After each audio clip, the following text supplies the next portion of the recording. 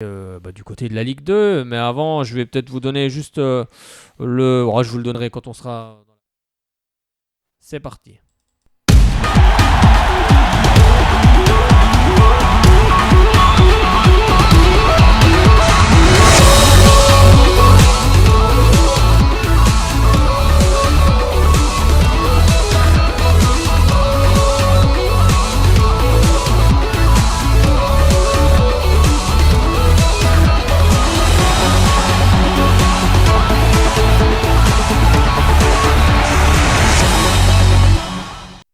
Juste avant de vous donner les résultats en Ligue 2, je vais juste en faire un petit aparté avec les résultats en national, vite fait, pour savoir un peu ce championnat. C'était le vendredi 2 novembre, la 12e journée en national 1, avec Quevilly-Tours, 0 partout. Lyon-Duchère a battu l'US Avranches 1-0. Laval a battu Dunkerque 3-2. La Jeunesse de Drancy et Le Mans 1 partout. Bourg-Péronnas a battu le Pau FC 1-0. Concarneau et Rodez 1 but partout. L'Entente Sannois-Saint-Gratien et Marignane 1 but partout.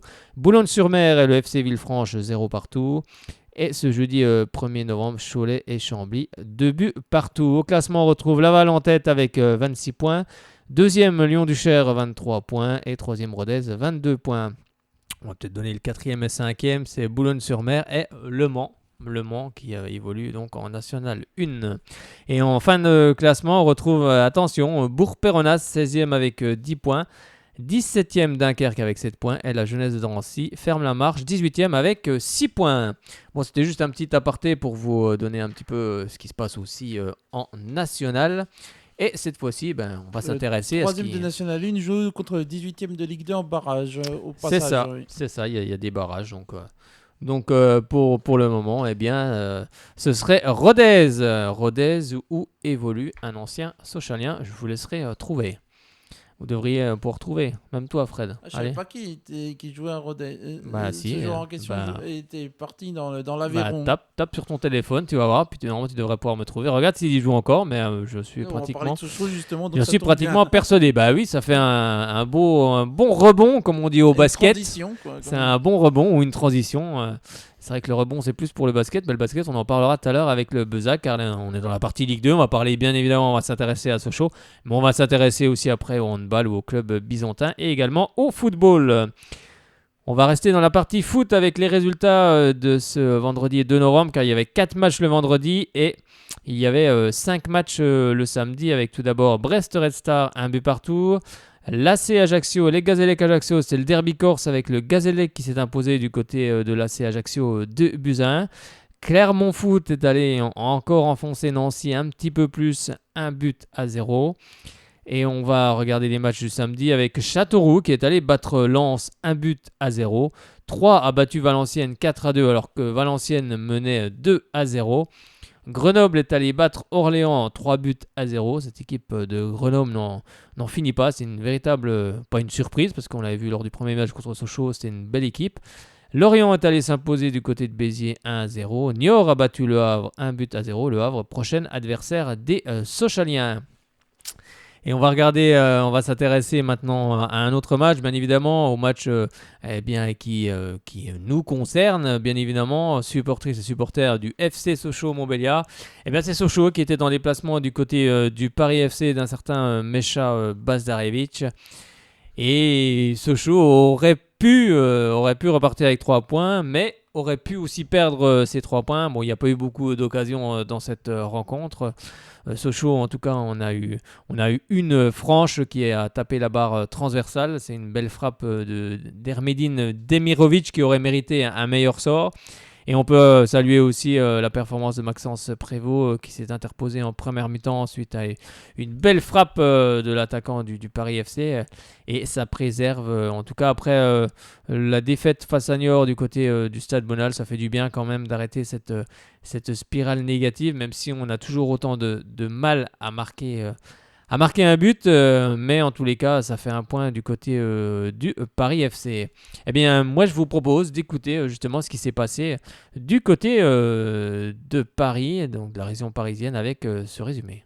Le Paris FC 7e accueille Sochaux 14e, un PFC qui n'a perdu qu'une seule de ses 7 dernières rencontres, mais qui a laissé des points en route en faisant pas mal de matchs nuls et surtout qui n'a inscrit que 2 buts sur ses 4 derniers matchs. Les Parisiens ont un petit problème en attaque. La première opportunité est énorme, mais pas de but. C'est sauvé par Maxence Prévost, le gardien et capitaine de Sochaux. À la mi-temps, 0-0, les Sochaliens, qui sont sur 3 défaites à domicile, ont pris 4 points sur les 2 dernières rencontres à l'extérieur. Ils sont donc assez dangereux et peuvent en contre-attaque piéger les Parisiens. L'équipe de Sochaux irrégulière, mais plus à l'aise sur ces matchs à l'extérieur. Et en seconde période, ça se voit avec cette tentative et le ballon capté quand même par Vincent de Marconnet. Les joueurs de José Manuel Ayra tentent leur chance. Ceux de Mecha Bazdarevic sont un petit peu moins inspirés. Le ballon sur la barre transversale pour Ermedine Demirovic. Pas de réussite pour l'attaquant bosnien. Les joueurs parisiens sont un petit peu coincés dans leur moitié de terrain et manquent d'inspiration. Sochaux tient son résultat jusqu'au bout et prend le point du nul en terre parisienne, 0-0 entre le Paris FC et Sochaux. 0 partout, pas de but dans cette rencontre. On va écouter la réaction de l'entraîneur Mecha Bazdarevic et également de José Manuel Ayra qui a pratiquement fait, qui a fait pour moi toute la conférence de presse en français. Donc vraiment bravo parce qu'il s'améliore de plus en plus, même si bien sûr il faut aussi certaines fois décoder un petit peu, mais en tous les cas il fait de gros progrès en français. Vous savez, quand on ne perd pas de match, même quand on a eu, je pense, un peu plus d'occasions, il ne faut pas être déçu. Je pense qu'on était content parce que le contenu il était sur cette période de match très très bon. Malheureusement, on n'arrivait pas à débloquer la situation malgré de très belles occasions. Puis voilà quoi. Après c'était aussi de méfiance de ne pas se faire contrer contre une équipe qui va vite, qui se projette vite, qui joue contre. Voilà. Et après un bon point contre Sochaux, c'est quand même c'est intéressant. Pas frustré parce que quand même on a des possibilités de marquer. Encore une fois peut-être avec un 0 ça aurait été un autre match plus facile. Ouvrir cette équipe de Sochaliens. Voilà, après, on sait qu'on a quelques joueurs très jeunes qui découvrent Ligue 2. Et puis, il faut être patient. Mais je pense que dans le jeu, on a voulu plus jouer par rapport à l'adversaire qui il me semble, joue direct. Je pense que nous avons fait un bon match. Je pense que en la phase défensive, l'équipe a été très bien concentrée. Et bien, après, pour la phase offensive, quand nous avons le ballon, nous a manqué de passes en court, de jeu por el interior, après jouer à l'extérieur et centre, que nous avons trouvé la possibilité de beaucoup d'occasions et beaucoup d'actions dans la surface adverse. Mais je suis content, très content pour le travail défensif.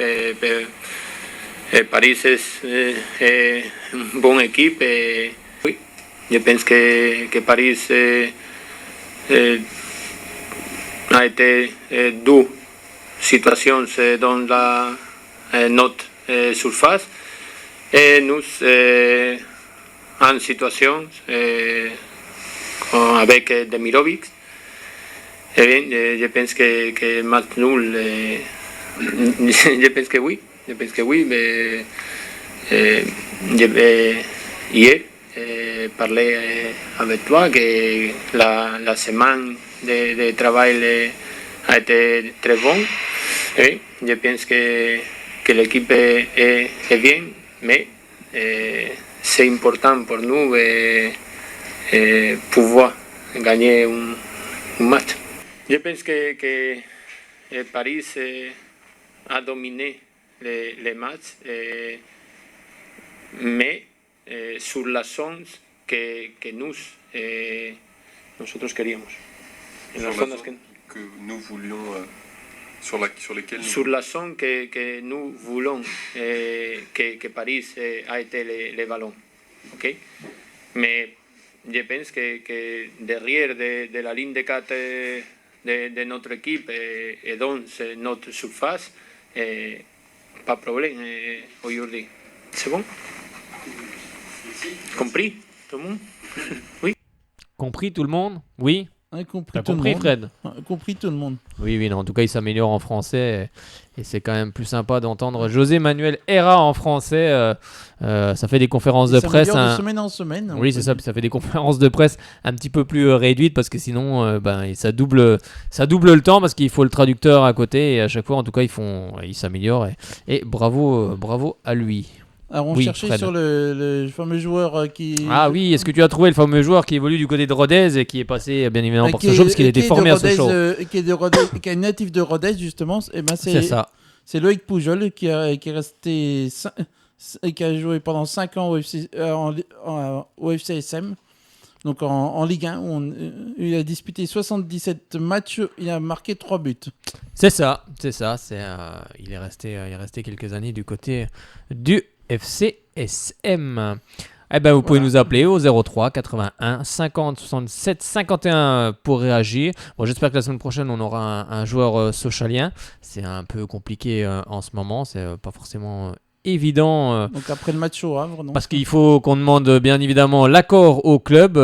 Donc les échanges de mails, des fois c'est un petit peu compliqué, mais je ne désespère pas. Je pense que la semaine prochaine on aura un joueur du FCSM et on pourra justement lui poser différentes questions. Il y aura une manifestation aussi également, une manifestation du côté des U19 de Sochaux. Suite à c'est la tribune Nord Sochaux, Planète Sochaux et Socio Show qui appelle à un rassemblement général le dimanche 11 novembre 2018 à 15h dans le gradin central du stade Léon Blum à Montbéliard à l'occasion de FCSM Amnéville. Pour ceux qui veulent aller y faire un tour, ils pourront y aller. En plus, le lundi, on recevra Enzo ici qui viendra justement nous parler de cette action des supportrices et supporters du FCSM. On sait que il y a de la contestation, et on en reparlera justement avec lui et avec vous. En tous les cas, on espère que vous serez à l'écoute lors de cette émission et vous pourrez même réagir et interagir grâce à Facebook, car on est aussi diffusé sur le Facebook Live. Vous allez sur mon compte Frédéric Chevassu, vous regardez et on est diffusé en direct. Donc vous pouvez aussi interagir, nous laisser des messages et puis on essaiera de. Et après, commence à réagir après le match au Havre de vendredi. Après, comment ? On sera juste après le déplacement de nos jaunets bleus au Havre. C'est ça. Sochaux ira du côté du Havre, un deuxième déplacement de suite avant de recevoir Auxerre dans 3 semaines. C'est ça, le Havre qui vient d'être battu du côté des Chamois Niortais, qui nous avait battu juste la semaine auparavant, et ils avaient perdu 1-0 alors que le Havre restait sur un match gagné en Coupe de la Ligue face à 3 2-0 et également un match à domicile, ils avaient battu le RC Lens 2-1. Apparemment, ils n'ont pas forcément une très bonne attaque, parce que quand on voit que c'est Jean-Pascal Fontaine, qui est un défenseur qui est actuellement à 3 buts, c'est compliqué pour cette équipe du Havre cette saison. Le Havre qui est pour le moment 10e avec 19 points. Le Havre qui, lui, a vocation aussi, comme Sochaux, mais là c'est vrai que c'est plus compliqué cette saison pour les Sochaliens, de monter en Ligue 1. Donc c'est pas forcément un bon résultat aussi pour cette équipe du Havre qui va sans doute vouloir se racheter en recevant Sochaux. Donc on espère que nos jaunes et bleus feront un bon match et surtout ramèneront 3 points qui sont bien importants car pour le moment Sochaux au classement est 15e avec 14 points. L'AC Ajaccio est juste derrière avec 13 points et ensuite Auxerre est 18e premier barragiste avec 10 points. Donc il n'y a pas beaucoup d'écart et il faut absolument ramener des points. Et dans cette Ligue 2, au classement des buteurs, on retrouve Gaëtan Charbonnier, 11 buts. Avec Diallo, le Messin, 11 buts également. Et on va retrouver Dona Endo, le Niortais, avec 8 buts. La prochaine, enfin, il y aura encore un match ce soir. Il y a ce lundi 5 novembre. C'est ça, c'est la fin de la 13e journée avec Metz qui recevra Auxerre à partir de 20h45. Donc la prochaine journée, on va vous donner, ce sera la 14e avec, comme on vous l'a dit, à 20h. Les rencontres auront lieu à 20h, mais là c'est pareil, j'ai toutes les rencontres à 20h. Donc il y aura forcément une rencontre qui sera décalée au samedi. Au lundi. Donc là, Fred, tu vas m'aider, tu vas regarder. Il y aura 2 matchs décalés. Alors moi, je vous donne déjà toutes les rencontres. Donc on va retrouver Le Havre-Sochaux, Grenoble-l'AC Ajaccio, Brest-Nancy, Valenciennes-Lens, Lorient face au Paris FC, Châteauroux-Metz, Clermont Foot Orléans, Auxerre-Niort, le Gazélec Ajaccio qui recevra 3 et le Red Star Béziers. Donne-nous le match du samedi et le match du lundi si tu les as. Le Havre-Sochaux, c'est vendredi, bien sûr. Oui, le Havre-Sochaux de sûr, c'est vendredi. Alors, est-ce que tu as les autres est-ce que tu as les rencontres qui sont décalées au samedi et au lundi? Car il y aura sans doute des rencontres. Ce sera le derby du Nord, Valenciennes-Lens, samedi à 15h. Ah oui, c'est ça. En plus, j'ai entendu sur Beansport c'est le derby nordiste qu'ils en parlaient en plus. Donc oui, c'est ça. C'est bien ça. Et puis le lundi, attendez que je trouve, je crois qu'il y a... C'est Brest-Nancy. Ça sera Brest-Nancy. Pas un match facile encore pour les Nancéens qui maintenant sont entraînés par Alain Perrin. Qui ne devait pas entraîner. Il avait dit qu'il n'entraînerait plus. C'est fini. Finalement, les choses. Un des dirigeants du club, il voulait pas entraîner. Non, il était. En fait, c'était le conseiller du président et en fait, un genre de directeur sportif, comme ça. Oui, c'est plus un conseiller quoi. Et c'est vrai qu'il voulait plus entraîner. Donc, mais bon, après, il a été. Il a tellement fait de clubs comme Sochaux d'ailleurs. Oui, c'est ça. Marseille, c'est ça. Oui, on s'en rappelle en 2007 avec la fameuse Coupe de France, mais c'est vrai que son adjoint était d'ailleurs Christophe Galtier. Et c'est vrai qu'il ne voulait pas en tout cas entraîner, mais les choses se sont précipitées pour lui et finalement il s'est retrouvé sur le banc.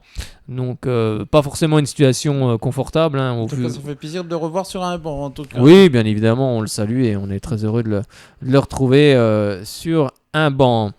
On va maintenant, on va refermer cette page Ligue 2 si personne n'a envie de s'exprimer. Écoutez, on va toujours réagir pendant qu'on continue. Oui, bien sûr, on va ouvrir la page National 2, National 3 et puis là, Fred, c'est pour toi. Copieux beaucoup de résultats. C'était à 10e jour des National 2 avec tout d'abord dans le groupe A, le derby franc-comtois entre Jura Sud et le CA Pontarlier. Et Jura Sud continue son beau parcours puisqu'ils se sont imposés 3-0. Donc du côté de Moire en montagne. Donc, au classement, donc Jura Sud est 4e avec 18 points. Et le CA Pontarlier est 15e et avant-dernier avec 6 points. Alors pour ce week-end, la prochaine journée, samedi à 18h, Jura Sud se déplacera du côté de Marseille puisqu'ils joueront face à Andoum. Donc l'un des 3 clubs de Marseillais. Et puis le CA Pontarlier recevra la réserve de l'AS Monaco. Ensuite, dans le groupe D, l'ASM Belfort s'est déplacé du côté de la région parisienne, de la Seine-Saint-Denis, pour être précis, du côté de Bobigny. Ça a fait un but partout. Au classement, l'ASM Belfort est 8e avec 15 points. Et la prochaine journée, l'ASM Belfort recevra un club qui a été encore 2 ans en Ligue 2, c'est l'US Créteil-Lusitanos. Oui, c'est dommage parce que l'ASM Belfort menait à quelques minutes de la fin de cette rencontre. Il menait 1-0 en plus. C'est ça. Bon, c'est comme ça, c'est le football. l'US Créteil-Lusitanos sera le prochain adversaire, puisque... Oui, Créteil qui est descendu très Ligue bas. 2 en National 2 en 2 ans. C'est ça.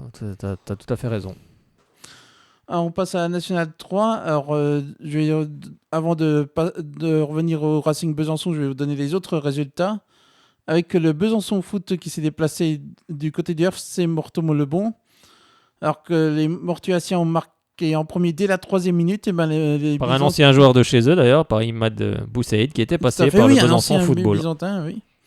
Et du coup, c'est Joris Adjakli et Raphaël Diaz qui ont marqué pour le Besançon Foot. Raphaël Diaz qui a pris un carton rouge. Qui a pris un carton rouge, sur 2 cartons jaunes en plus. Donc ils sont imposés 2-1. Les Byzantins, bien sûr. Ensuite, la réserve du FC Sochaux-Montbéliard et Guignon ont fait match nul 0-0. Et Grand Villard, qui s'est déplacé du côté de la réserve du DFCO, ils ont fait match nul 1 but partout. Alors maintenant, on va passer au grand format de cette journée nationale 3 que nous avons suivi, c'est le Racing Besançon qui recevait Jura de Loire. Et malheureusement, les Byzantins se sont inclinés 2-0. Alors qu'il y avait 0-0 encore à la mi-temps. Nous allons écouter tout de suite les différentes réactions. Donc, oui, c'est vrai, c'est pas forcément un bon résultat. C'est compliqué pour le Racing Besançon en ce moment. Et c'est vrai qu'il y a eu défaite des Racingman face à Jura-Dolois. Jura-Dolois qui est une belle équipe entraînée par Hervé Saclier, qui est pour moi plus forte que la saison dernière encore, parce qu'elle s'est renforcée cette saison. Et le double buteur dans cette rencontre, El Kapchi, avec tout d'abord un penalty transformé justement par le joueur de Jura-Dolois. Et ensuite, sur un compte, forcément, quand on va pour aller chercher l'égalisation, on se livre, on se découvre. Et sur un contre, Jura-Dolois va inscrire ce second but. Et ça fait 2-0. C'est compliqué, mais bien évidemment, ce qui ressort justement des entretiens, des interviews que vous allez voir, les interviews d'après-match, c'est que forcément, il faut être solidaire et il faut rester tous ensemble, car c'est simplement comme ça qu'on peut se sortir de cette situation. On va déjà écouter le milieu de terrain offensif, Axel Bidouzo. On va commencer par Axel Bidouzo. Axel, une première mi-temps où le Racing s'est procuré 3 occasions franches vers la 30e minute de jeu. D'ailleurs, tu t'en es procuré une aussi également. Le Jura-Dolois s'en était procuré une juste avant, une de la tête avec un super barret de Basile aussi également. Qu'est-ce qu'il a manqué ce soir ? Je pense qu'il a manqué un petit peu plus d'efficacité, de réalisme et je pense aussi de confiance. Après, sur la première mi-temps, il n'y a presque rien acheté. On a remis le même couvert en deuxième. On s'est découvert et sur une action, on manque d'attention, ce qui nous coûte un penalty. Et après, le match change, quoi. Et en deuxième période, vous avez quand même poussé, continué à jouer. C'est aussi l'état d'esprit, cet état d'esprit qu'il faut garder. On sait que c'est difficile en ce moment. C'est vraiment ça qu'il faut retenir, même s'il y a la défaite au bout ce soir. Ouais, comme vous dites, il n'y a pas tout acheté. Faut continuer à travailler dans ce sens, avec cette même envie tous les jours, toute la semaine et surtout le week-end. Et on va faire tourner les choses comme ça. Il n'y a pas d'autre moyen. Que le travail, en fait. Le travail, rester mobilisé et toujours tout se tirer vers le haut, tirer dans le même sens. Et c'est comme ça qu'on y arrivera. Il n'y a pas d'autre moyen. Merci beaucoup, Axel. Il n'y a pas d'autre moyen, bien évidemment, le travail, et surtout ne pas baisser les bras. Never give up, comme avait tendance à dire Hervé Renard, qu'on salue bien évidemment et qu'on espère avoir bientôt dans cette émission, quand il y aura des échéances, notamment avec le Maroc, car il est sélectionneur de cette équipe marocaine, mais on l'aura, il n'y a aucun souci. Et on va revenir justement à Basile Orio, qui forcément, quand on est gardien de but, on n'a pas plaisir à aller chercher le ballon 2 fois dans ses filets. En plus, il a fait de très belles parades dans cette partie.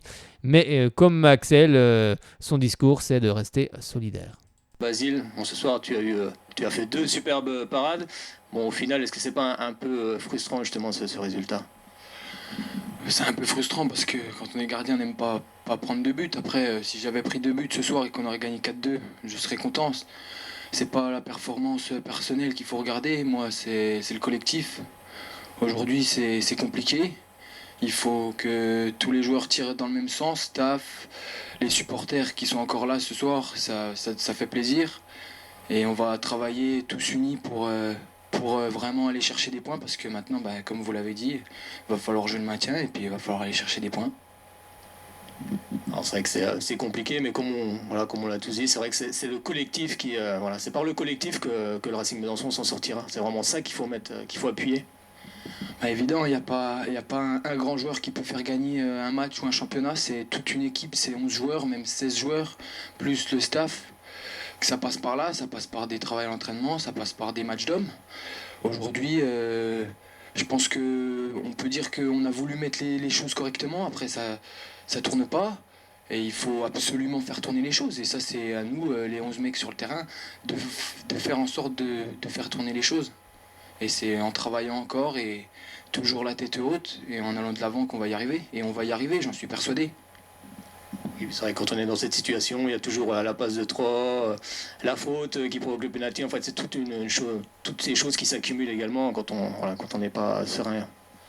Ah oui, forcément, quand ça tourne pas, il y a toujours le pied pour arrêter un ballon, il y a toujours cette mauvaise passe, ce mauvais dernier geste. C'est comme ça, il faut réussir, il faut pas que ça soit une fatalité, il faut se poser les bonnes questions et tous tirer dans le même sens. Et on va le faire tous ensemble. Merci beaucoup Basile, on vous souhaite un excellent match du côté de Laurent Cluzot et puis de ramener une victoire bien évidemment. Merci beaucoup. Mais oui, il faut rester solidaire, comme le dit Basile Orio. Et on va écouter l'entraîneur de cette équipe byzantine, j'ai nommé Alexandre Pep. Alexandre, qu'est-ce qu'on dit justement à ces joueurs à la fin de cette rencontre dans le vestiaire ? Bon, rien, ça sert à rien. Enfin, à chaud, ça sert à rien de parler. On va laisser passer le week-end et puis analyser la défaite à partir de lundi. Et puis se remettre au travail, digérer un petit peu. Et voilà, mais je pense qu'il n'y a rien à dire, surtout à chaud. Qu'est-ce qu'il faut retenir de cette rencontre ? On sait qu'il y a la défaite au beau, mais c'est aussi, comme on le disait avec Axel, l'état d'esprit. C'est surtout ça qu'il faut garder quand on est dans cette situation délicate. Oui, bien sûr. Ce qu'il faut retenir, il y a une première mi-temps qui est correcte, où on ne concède pas d'occasion, on a des situations pour marquer, on ne marque pas. Et puis, voilà, on fait une petite faute d'attention en deuxième mi-temps, ça nous coûte un penalty. Et puis derrière, mentalement, c'est tout de suite un peu plus compliqué. Même si on a essayé de pousser de façon un petit peu désordonnée sur la deuxième partie, deuxième mi-temps. Et puis on prend un contre en toute fin de partie, donc ça fait mal, mais bon, c'est comme ça. Mais il faut, voilà, comme dit Axel, il faut rester bien soudé, bien la tête sur les épaules, et puis repartir à partir de lundi. Prochain match, ce sera face à Louan. Le match face à Louan, il y aura aussi ensuite la réception de Guignon. On sait que c'est aussi de gros calibres. Comment justement on appréhende ces rencontres ? Je pense que le niveau de concentration va peut-être s'élever un petit peu plus chez nous. Le niveau d'intensité va peut-être aussi plus s'élever parce qu'on sait que ce sont des adversaires qui sont redoutables. Mais on va les aborder de la même façon qu'on a abordé les premières rencontres. Mais on a un besoin maintenant capital de points pour pas être dans une situation de réelle urgence, quoi. Et puis il faut un esprit, comme on le dit, guerrier. Quand on joue, le Racing va sans doute jouer le maintien cette fois-ci. C'est ça qu'il faut aussi, c'est cet esprit vraiment de guerrier. Rien lâcher en fait. Clairement, on va jouer le maintien. Cette année, clairement, on va jouer le maintien. Et oui, ça va passer par un état d'esprit où tout le monde doit être irréprochable, qu'on soit titulaire, remplacé, remplaçant. Ça passe par là. Et puis aller récolter des points par-ci par-là. Pour pouvoir se mettre à l'abri rapidement. Mais on sait que maintenant, il va falloir jouer serré jusqu'au bout, quoi. Il n'y a pas d'autre solution. C'est vrai que ce soir, il a manqué la finition, car vous êtes procuré quand même des occasions franches à la 30e minute de jeu. C'est là-dessus aussi qu'il faut travailler. Oui, il a manqué de l'efficacité dans la finition. Il a manqué aussi, encore quelques petites approximations dans notre jeu offensif. Et puis, un poil plus d'agressivité sur le plan défensif. Et encore un petit sursaut de révolte à 1-0 où on sent tout de suite que ça fait mal à la tête. Alors qu'il reste encore une demi-heure à jouer lorsqu'on prend le premier but. Et le temps de se refaire encore, quoi. Il y a aussi l'aspect mental. Ah oui, là on sait que le problème il est là, il est mental. Aujourd'hui il y a des bons joueurs, il y a de quoi faire, mais aujourd'hui il faut que tout le monde en fasse un peu plus et puis soit un peu plus exigeant, pour qu'on puisse avancer, quoi. Voilà, exactement. Mais oui, c'était Alexandre Pep. Il faut monter son niveau d'exigence, bien évidemment, mais surtout ne rien lâcher. Quand on joue le maintien, c'est ça, il faut avoir un esprit guerrier et il faut surtout intégrer le fait qu'on peut descendre, bien évidemment. Rien n'est fait dans le sport. On a connu des grandes équipes ici aussi également qui avaient d'excellents joueurs et qui ont finalement fini par descendre. Bien sûr, on ne souhaite pas ça du tout au Racing Besançon. Mais ça va être le maintien cette saison. Il faudra aussi, comme on dit, le 12e homme. Il faudra bien évidemment supporter l'équipe à chaque match. Mais c'est vrai que c'est compliqué cette saison pour le Racing Besançon. S'il y a des gens qui veulent venir soutenir le Racing du côté de Louan-Cuiseaux. Oui, il y a un déplacement organisé, c'est ça ? Le covoiturage, c'est 7 € pour le déplacement. Eh ben c'est ça, donc les gens. Pour le covoiturage, donc. Les gens doivent se renseigner. Où c'est que les gens doivent se renseigner, Fred ? Dis-nous. Alors. Les Aigles Rouges, c'est ça ? Oui, du côté des Aigles Rouges. Ouais, vous allez sur Internet, tapez les Aigles Rouges et vous trouverez leur site. Et tout sera indiqué sur ce covoiturage. Le siège est fixé à 15h15 et le départ est prévu à 15h30 puisque le match est à 18h. C'est ça, et moi je serai du côté du Besançon Football pour suivre recevra Monceau-les-Mines. C'est ça, qui recevra Monceau-les-Mines. Allez, vas-y. On passe avant de passer au classement, je vais donner la prochaine journée puisque on est lancé sur la prochaine journée. Donc toujours samedi à 18h, la réserve du FCSM recevra celle de Dijon et Jura de Loire recevra Selongé. Et ce dimanche à 15h, le 11, donc, la Charité-sur-Loire recevra Morteau-le-Bon et Grand-Villard se déplacera du côté d'Avalon. Au classement, donc, le Besançon Foot est 5e avec 15 points, Morteau-le-Bon est 7e avec 11 points. Après, on retrouve Jura de Loire et la réserve du FCSM qui sont 8e à égalité avec 10 points. Et le Racing Besançon est 11e avec 5 points et Grand-Villard est 13e et avant-dernier avec 3 points. Ce sera tout. Et nous allons passer à la Régionale 1 avec toi maintenant. Allez, juste je vous donne les résultats en R1. C'est la Régionale 1 dans la poule B, ce qui concerne nos équipes franc-comtoises. Avec justement Lons-le-Saunier, tu vois, il y a quand même une victoire du Racing Besançon dans ce week-end. Avec la réserve. C'est ça, avec la réserve du Racing Besançon qui est allé s'imposer du côté de Lons-le-Saunier, 3-0. La réserve de Pontarlier a battu Ornans 4-2. L'ASM Belfort 2. La réserve de l'ASM Belfort et Valdaon-Versel 1 but partout. L'US Pont-de-Roi de Vermondon et l'EFC 4-Rivières 0 partout. Roche-Novellard est allé battre Saint-Vite 1-0. Le Vesoul FC a battu le Besançon Football 1-0. La réserve du Besançon Football 1-0. Et Baume-les-Dames s'est fait surprendre chez lui par la réserve de Jura Sud 1-0. Avec au classement la réserve de Pontarlier qui est en tête avec 21 points. Deuxième Roche-Novillard 18 points. Troisième l'US Pont-de-Roi de Vermondon avec 12 points. Quatrième le Racing Besançon avec 11 points.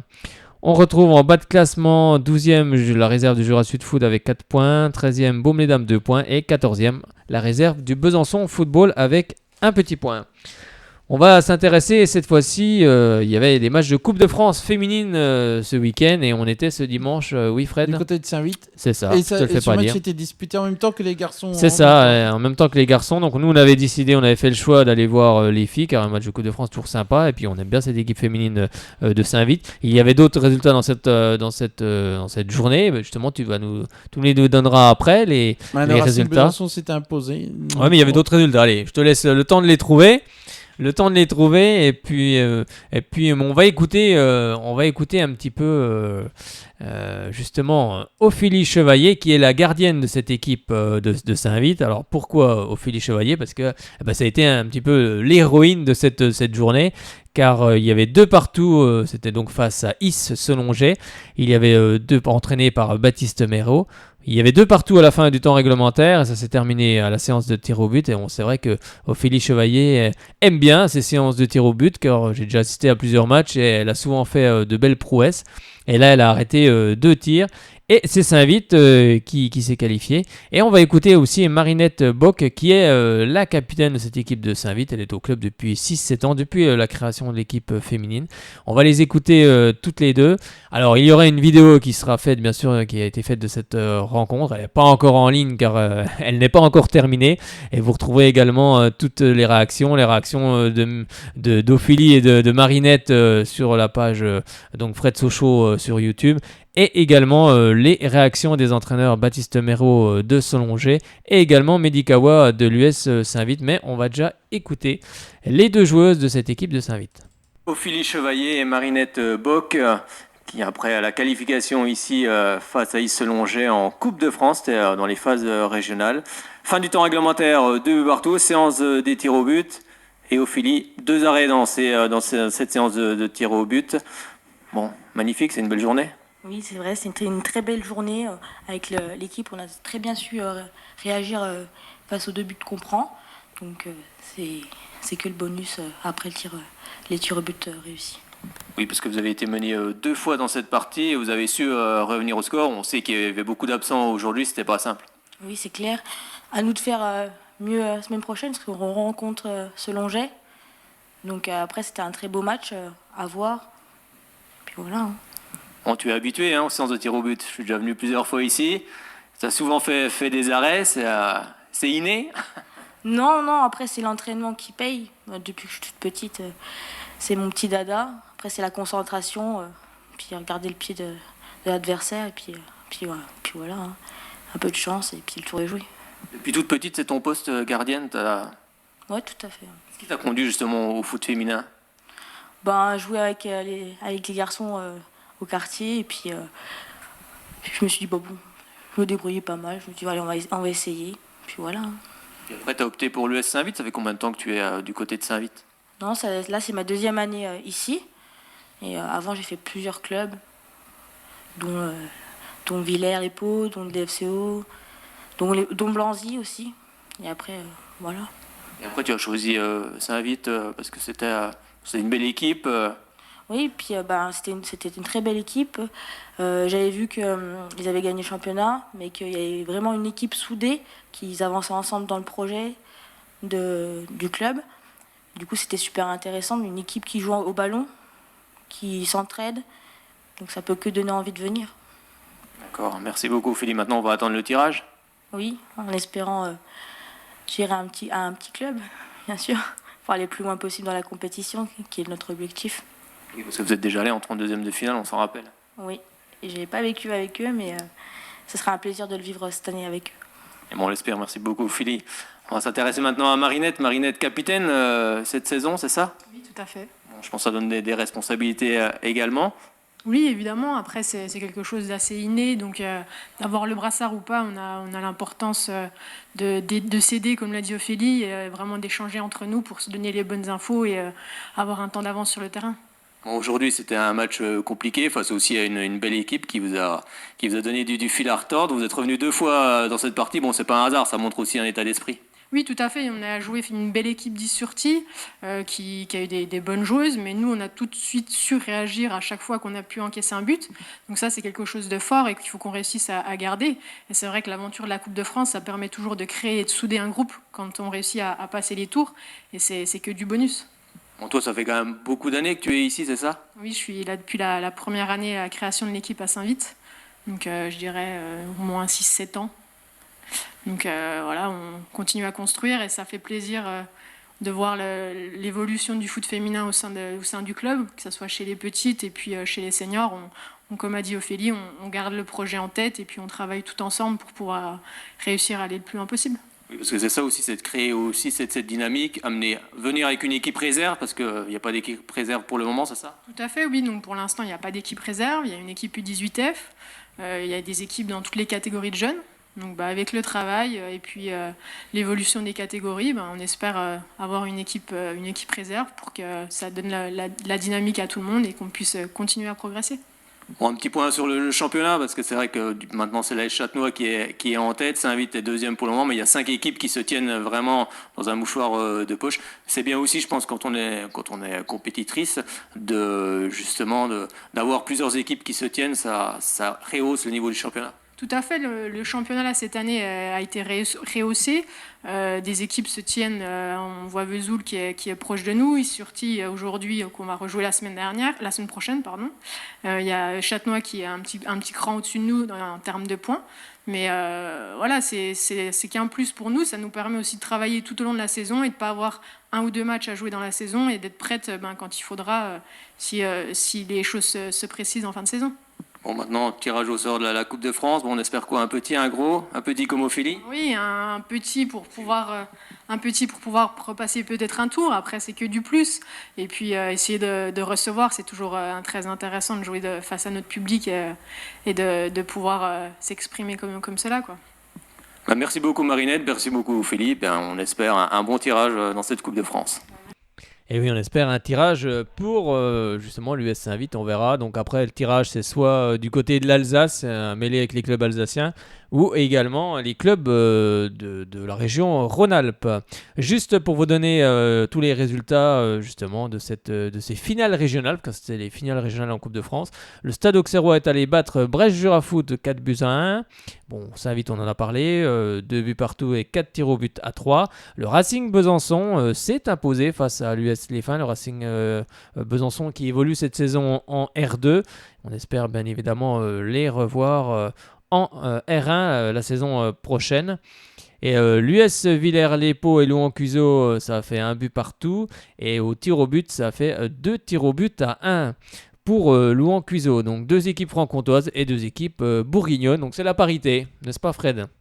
C'est la parité. Ah oui, c'est la parité. Oui. Donc on verra, on attend le tirage avec impatience pour justement suivre encore une fois l'US Saint-Vite et le Racing Besançon, nos 2 équipes qui seront qualifiées pour cette Coupe de France. On va regarder d'autres résultats. Maintenant, on a terminé avec la page football. Oui, Fred, tu voulais dire quelque chose ? Oui, non, j'allais dire... Non, t'allais dire la même football, chose ? Oui. Allez, on va s'intéresser au handball, juste pour vous donner une petite info. C'est passé ce mercredi 31 octobre avec, on parle de l'ESBF. L'ESBF qui a battu l'équipe de Toulon-Saint-Cyr 34-28. C'était au Palais des Sports Gagny-Galouse pour le compte de la 9e journée en LFH. Donc très bien. Un match où le SBF a été au-dessus de cette équipe de Toulon, malgré qu'il y a eu des absences du côté de l'ESBF avec Lara Gonzalez qui était blessée, Alice Lévesque également et Ilona Kiefer. En tout cas, c'est une belle victoire pour les filles de Raphaël Tervel et également Sandrine Mario Delers. Au classement, ça donne que le SBF est 5e avec 22 points, 4e Paris 92, 23 points, mais Paris 92, il y a une histoire de points aussi également en jeu, donc Paris 92 pourrait perdre plusieurs points. L'OGC Nice est 3e avec 23 points, et 2e Brest 26 points, et Metz est premier pour le moment avec 27 points. On va maintenant parler des garçons, car il y avait un match au Palais des Sports ce samedi pour le GBDH, donc le Grand Besançon Doux Handball qui recevait le promu Folch-Villers. Et là, Besançon a respecté son rang en s'imposant 43-29. Donc c'était une bonne chose. En plus, dans le même temps, le Bob qui était en tête de cette Nationale 1 dans la poule 3, le Bob s'est incliné du côté de Boulogne-Billancourt 33-29, donc ce qui fait que le GBDH repasse devant et direction les playoffs pour le Grand Besançon Doux Handball, premier avec 21 points, deuxième Belfort avec 20 points. Forcément, ce qui a ravi l'entraîneur Dragan Zovko qu'on va écouter tout de suite. C'était sa réaction après cette rencontre. On est avec Dragan Zovko après la victoire du GBDH ici 43-29 face à Folch-Villers. Belle victoire ce soir, vous êtes en play-off. C'est une belle soirée ? Presque. Vous voulez dire que Belfort a perdu ? Si, Belfort a perdu. Ah là, Belfort a perdu et ils perdront encore les Belfortins. Mais oui, je pense que c'est un match plaisant pour le public. Au départ, il y a eu un petit peu du suspense. Ensuite, on a déroulé, disons comme ça, quand on voit le score. Par contre, il y a encore énormément de choses à travailler. Il ne faut pas qu'on se fie au score. Il faut surtout gommer des imperfections qu'on a pu commettre pendant une soixantaine de minutes. Mais bon, le problème, c'est que c'est une équipe jeune qui se cherche encore, et vous voyez, d'un match à l'autre, il y a des oscillations, mais également d'une mi-temps à l'autre, pour ne pas dire d'une période de 10 minutes à l'autre. Donc vous retrouvez le même joueur qui fait des bêtises, ensuite il se reprend extra. Que ça soit manque de lucidité, je ne pense pas, c'est manque de concentration pour d'autres raisons, et voilà. Mais oui, je pense que nous, on continue toujours sur le chemin qu'on se traçait. Donc maintenant, il reste un match à Épinal. Il faut terminer l'année en beauté, aller à Boulogne-Billancourt et gagner. Mais pour le moment, on va à Annecy pour la Coupe de France et puis après, on verra la suite. Oui, mais ce qui est bien ce soir, c'est que cette équipe de Besançon n'a laissé espérer aucune chance à cette équipe de Folch-Villers. Oui, mais vous avez raison. Je dirais, ça ressemblait un petit peu au jeu qu'on souhaite mettre en place et qu'on a pratiqué pendant 8-9 premières journées jusqu'au notre match, le premier match que nous avions perdu. Parce qu'on nous a cassé le rythme, parce que les arbitres ont été permissifs et permis tout et n'importe quoi. Ce soir, ça a été dans les je dirais, limites de règles du jeu. Et puis voilà, nous on court. Regardez, la première mi-temps est un petit peu plus accrochée, logique. Après, la différence, elle s'est faite sur la durée, physiquement, techniquement, tactiquement. Quand vous êtes bien physiquement, tout devient plus facile. Et cette équipe est jeune, comme vous l'avez rappelé, donc elle apprend aussi également. Pardon, j'ai pas. Je dis cette équipe est jeune est jeune également, comme vous l'avez rappelé, elle apprend aussi. Oui, mais voilà, et nous et Folschwiller, etc. Là, si vous pensez à Folschwiller, c'est une équipe aussi de jeunes joueurs, mais Folschwiller pour moi joue. Je vous disais hier à la conférence de presse, ils font du handball, ils jouent au handball. C'est propre, c'est structuré, j'aime utiliser le mot académique. Vous savez, il y a la tête et la queue, cette équipe. Contrairement à d'autres où c'est la sauvagerie et voilà. Enfin, moi, je ne suis pas partisan d'un tel handball. Voilà. D'accord, merci beaucoup, Dragan. Merci à vous et puis là on ne se verra plus avant le mois de janvier, je pense. Oui, là, ça va être compliqué. Voilà. Merci à vous et puis on aura l'occasion de se voir ici. Oui, bien sûr, bien évidemment. Merci beaucoup. Mais oui, on aura l'occasion de se voir et on le recevra bientôt dans cette émission. Encore moi, j'adore ce coach. Ce qui marque, c'est, comme il disait à l'instant, c'était le dernier match de l'année au Palais des Sports pour le GBDH. Oui, c'est ça, parce qu'en fait, il y aura le 20 janvier, on a.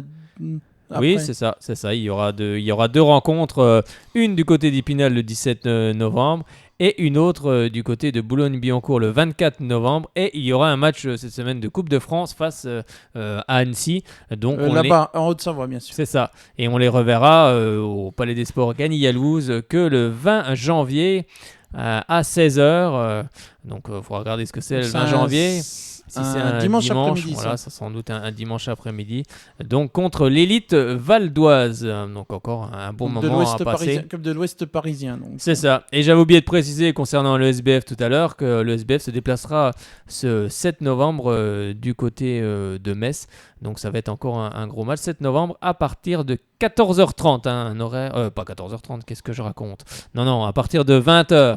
À 14h30, c'est Paris 92 Saint-Amand-les-Eaux. Donc c'est pas pareil. Non, le SBF se déplacera du côté de Metz 7 novembre à partir de 20h. Et après, il y aura la Coupe d'Europe la semaine suivante, si je me trompe. Oui, c'est ça. Il y aura la Coupe d'Europe également, soit le 16 ou 17 ou 18 novembre. Au Palais des Sports. On va avoir bientôt justement la date de cette confrontation face à Lublin. Mais il y aura déjà le match aller qui aura lieu le 10. Donc ce sera samedi prochain. Samedi. C'est ça. Samedi. Allez, on passe maintenant au meilleur joueur de cette rencontre entre Grand Besançon de handball et Folchevillers. Eh bien, c'était Grégory Quintalet. On est avec Grégory Quintalet après la victoire du Grand Besançon de handball ici face à Folchevillers 43-29. Bon, c'est comme on le disait au coach tout à l'heure, c'est une belle soirée. Direction les playoffs. En plus, Belfort a perdu, donc tout est réuni ce soir. Ouais, c'est cool. Après, que Belfort ait perdu, c'est bien, mais c'est pas ça qui est le plus important. Le plus important, c'est qu'après Sarrebourg et Belfort, on était un petit peu frustrés. Il y a eu un week-end sans match où on était tous un peu impatients de retrouver la salle et je pense qu'on s'est tous un petit peu défoulés et ça a fait un beau match. On a mis du temps à faire l'écart, mais à la mi-temps, on s'est dit de tous relever la tête et on savait que le trou, il allait se faire et on est content, on a bien travaillé et ça se voit ce soir. Oui, c'est vrai, comme le dit souvent le coach, c'est vrai que c'est une équipe jeune, Besançon, cette saison, mais sur cette rencontre, vous n'avez laissé aucune chance à Folchevillers. On a corrigé notre petit défaut d'habitude, c'est d'avoir quand on voit qu'on prend un peu le large, on a tendance à avoir des petits creux. Et on n'en a pas eu, on a tenu sur toute la deuxième mi-temps et c'est là qu'on fait l'écart parce qu'ils voient qu'on ne va pas avoir de petits coups de mou et je pense qu'ils voient vite que c'est mort pour eux et ça nous permet de faire un écart et puis d'avoir une belle fin pour le public et pour tout le monde. Alors maintenant, vous ne revenez pas avant le mois de janvier ici au Palais des Sports, il y aura des matchs à l'extérieur aussi en Coupe de France. Ouais, c'est la particularité de ce championnat de N1 un petit peu il y a une grosse trêve. On va quand même travailler, ça va nous faire aussi du bien. Il y a encore des matchs, on a encore 2 matchs, un match de Coupe de France. Donc encore du travail là et après on aura une grosse trêve pour travailler et préparer tous les combats qu'on aura en 2019. Quoi. Bon, à titre personnel, les meilleurs joueurs ce soir, je suppose que c'est une belle satisfaction aussi également. Ouais, je retiens surtout ma première mi-temps qui est pourrie, désolé de parler mal, mais il y a ça que je retiens. Après, on a tous bien joué. Je fais une deuxième mi-temps plus correcte. Je me devais de faire mieux. Le coach m'a remonté un peu les bretelles à la mi-temps. Je l'ai fait et voilà, je suis content. Merci beaucoup Grégory, à bientôt. Ben oui, des fois on se fait remonter les bretelles, comme le dit Grégory Quintalet, mais en tout cas il a été élu meilleur joueur de cette partie. Juste pour vous donner un résultat en National 2 masculine avec Vesoul qui a perdu dans sa salle face à Lyon-Caluire 30-31. Pour le moment, Vesoul est 10e avec 9 points, à savoir que dans cette poule 5 en National 2 masculine, il y a aussi la réserve du Grand Besançon Doux Handball qui est 12e avec 3 points et qui est en dernière position. L'équipe de tête, c'est Bourgoin avec 18 points, suivi justement de Lyon-Caluire avec 17 points. Ouais, c'est ça. Ah bah attends, je t'avais pas mis le micro, vas-y. C'est Lyon, donc c'est à côté quoi. Donc, oui, bien sûr, c'est à côté. Allez, on va terminer. On va continuer avec le hand. Un petit mot sur l'Euro féminin. Oui, c'est vrai, l'Euro féminin. Bien joué. Bien joué, Fred. Puisqu'après les matchs de Coupe d'Europe, le SBF sera en train. C'est ça. Allez, juste pour vous dire un petit mot de l'Euro féminin 2018. Vous savez tous, la France va accueillir pour la première fois de son histoire un championnat d'Europe de handball. Le HF Euro 2018 aura lieu du 29 novembre au 16 décembre dans 5 villes en France. Donc, vous pouvez bien sûr réserver vos places dès maintenant. Donc, le tour préliminaire est organisé dans 4 villes. Brest, Montbéliard, Montbéliard en Franche-Comté, à l'Axonne bien évidemment, Nancy et Nantes, tandis que le tour principal se jouera à Nantes et Nancy et la phase finale à Paris. Alors suite au tirage au sort, la répartition des groupes pour la phase préliminaire est la suivante. Dans le groupe A, donc ça sera du côté de Nantes, du Parc des Expositions, on retrouvera les équipes comme le Danemark, la Serbie, la Suède et la Pologne. Dans le groupe B, ça sera à Nancy, au Palais des Sports Jean Veil, où on retrouvera l'équipe de France, le Monténégro, la Russie et la Slovénie. Dans le groupe C à Montbéliard, donc à l'Axonne, vous pourrez retrouver les Pays-Bas, l'Espagne, avec, on espère, nos joueuses qui jouent ici du côté de l'ESBF, avec à savoir Maria Nunes et Lara González. Donc je disais l'Espagne, la Hongrie et la Croatie. Et dans le groupe D à Brest, donc dans la Brest Arena, on retrouvera la Norvège, la Roumanie, l'Allemagne et la République tchèque. Alors, j'ai une question à poser. Est-ce qu'il y aura des Byzantines dans l'équipe de France ? Bah écoute, je l'espère. On n'a pas encore, la liste n'est pas encore dévoilée. C'est souvent le cas. Alors il y en a plusieurs qui ont été appelés par Olivier Crumbles. Il y a Aïssatou Kouyaté, Roxane Franck également entre autres. Donc on espère, on espère qu'il y aura des Byzantines dans cette équipe de France. En tous les cas, vu le championnat qu'elles font à l'heure actuelle, ça serait que justice. Mais après, il y a un sélectionneur, c'est lui qui fait les choix. Et justement, on va suivre ce petit reportage. Là, c'était au cœur des Bleus, c'était chez nos confrères de Bein Sport. Et c'était justement avec Olivier Crumble. C'est juste pour montrer la bonne ambiance qu'il y a au sein de cette équipe de France de handball féminine. Et ensuite, on parlera du Bezac et du basket pour terminer cette émission. Et là, on va jouer sans ballon ici, et on va jouer là. Si ce joueur, il estime que la perturbation lui permet d'exploiter des qualités en venant faire des feintes, etc., il peut trouver la solution. Ok ? Il y a de quoi s'amuser pendant quelques heures, là.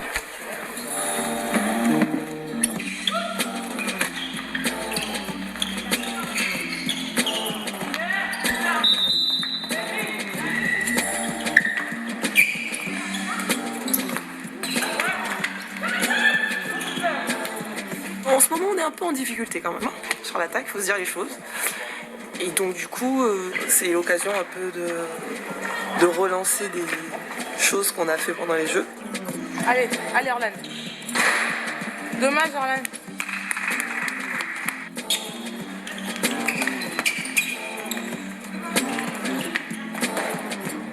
En fait, le temps fort va être ici. En plus, tu vas pouvoir retrouver la... Voilà, en fait, elle, après, elle va se mettre là.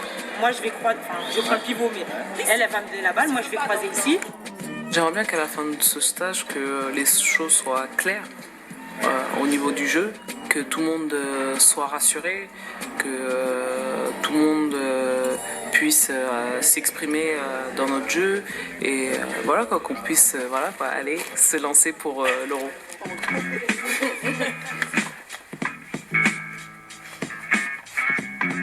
Moi je suis trop contente d'avoir cette chambre parce que on a de belles photos et je suis surtout en gros plan. J'adore aussi la photo de Sierra et d'Alison, je la trouve trop belle.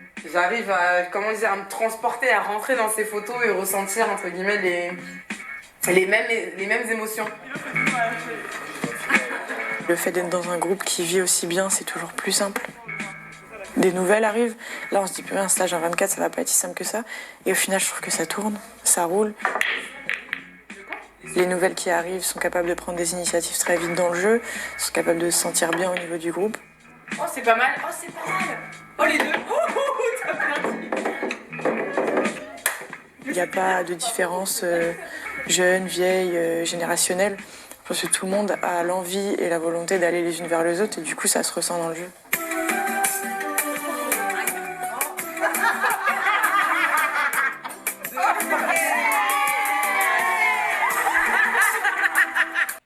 En tous les cas, il y a une superbe ambiance dans cette équipe de France. Donc, en tout cas, il y a un très bon état d'esprit et on espère qu'elles feront de grandes choses lors de cette Euro féminin.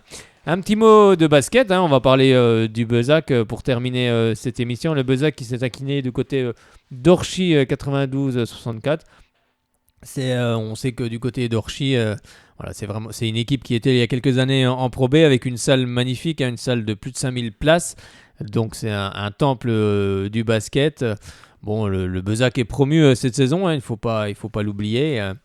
Et pour le moment, le Bezac est 6e avec 14 points. Prochain match pour les Bisontins, ce sera le vendredi 10 novembre à partir de 20h. Le Bezac recevra Jet Vosges. Donc si vous ne connaissez pas le basket, si vous avez envie de voir du basket, allez du côté du gymnase des Montboucons. On passe un excellent moment, il y a une superbe ambiance et tout est réuni pour que vous passiez une excellente soirée. Donc on espère que le Bezac s'imposera face à Jet Vosges. On a terminé cette émission, Fred, on va se quitter. Tiens, tu parlais de passer une bonne soirée avec le basket, on va se souhaiter une bonne soirée aussi. Exactement, on va transition. Et tout est transition ce soir, on prend tout au rebond comme le basket et puis on va vous souhaiter on va vous souhaiter donc une bonne soirée, on va vous souhaiter une bonne semaine à toutes et à tous et on se retrouvera lundi prochain pour reparler justement de la rencontre entre Le Havre et Sochaux et de toutes nos rencontres aussi en Franche-Comté. Nous serons nous serons sur les terrains. Samedi du côté soit du Saléo-Lagrange. Alors samedi, moi je serai du côté du Saléo-Lagrange pour Besançon Football face à Montceau-les-Mines. Toi tu seras du côté du Racing Besançon face à Louan-Cuiseaux. Et le dimanche on sera du côté de Sochaux également. Vous saurez pourquoi. On verra le match du U19. Voilà, vous saurez pourquoi si vous écoutez l'émission lundi prochain. Si vous l'avez écouté déjà tout à l'heure. C'est ça. Si vous avez écouté tout à l'heure, vous avez déjà un petit indice et on se retrouvera. Il y aura sans doute Enzo. On espère avoir un joueur de Sochaux également. Et on se retrouvera lundi prochain, même lieu, même heure, sur Shalom Besançon. À bientôt et on va se quitter avec le traditionnel Allez Sochaux.